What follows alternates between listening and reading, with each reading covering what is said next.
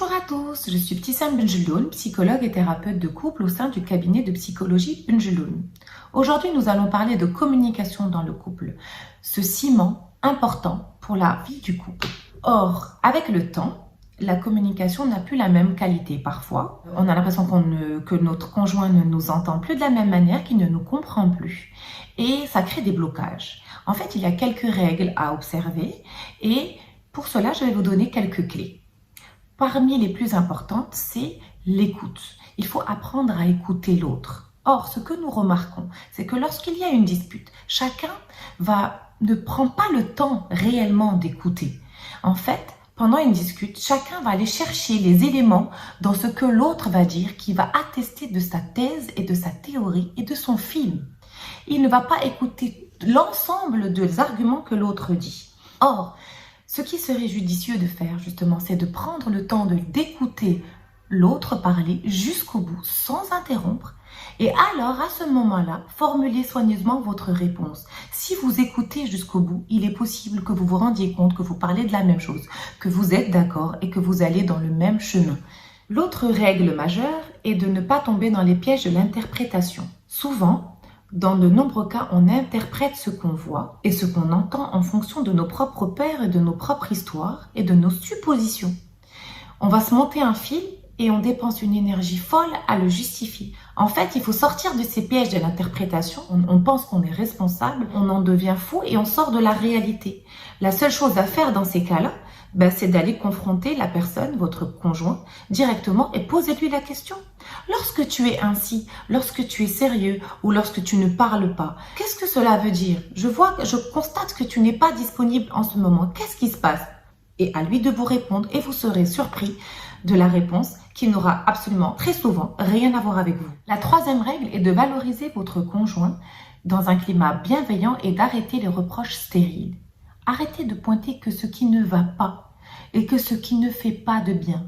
Faites plutôt le contraire. Pointez ce qu'il fait de bien, ce que vous aimez, ses qualités, ce que vous admirez chez lui. Ça lui donnera envie de continuer parce que vous êtes dans un climat bienveillant et positif.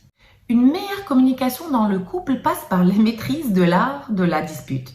Ne parlez pas si vous êtes débordé par vos émotions, que ce soit par la colère ou la tristesse. Attendez d'avoir les idées claires. Différez la discussion. Une dispute intelligente se mène avec la tête froide et non avec le sang chaud. Donc, il faut éviter les escalades irrévocables parfois. Quand vous voyez que lui est déjà en train de crier très haut là, restez plutôt calme. Ça l'amènera, lui, à poser sa voix et à repartir sur un timbre de voix plus calme et plus serein et plus constructif pour votre dispute et votre communication. Et sinon, changez de temps à un autre moment, mais pas à ce moment-là. D'accord? Puis ne le cassez pas, ne le blâmez pas, n'allez pas l'humilier. Et puis autre chose, pour une meilleure communication, si vous avez tort, reconnaissez-le, n'ayez pas honte. On n'est pas dans un combat d'ego. Assumez la responsabilité de vos actes et arrêtez la fierté mal placée. Assumez vos erreurs, c'est pas grave. Pour une bonne communication, n'utilisez plus les mots extrêmes, les mots accusateurs, comme les mots toujours, jamais. Ces mots-là tuent la beauté d'une relation et font en sorte que le partenaire va se sentir nul et ne vous écoutera plus. Vous ne serez plus crédible. Et la règle la plus importante peut-être, c'est la règle du jeu. Exprimez-vous avec le jeu et non avec le tu accusateur.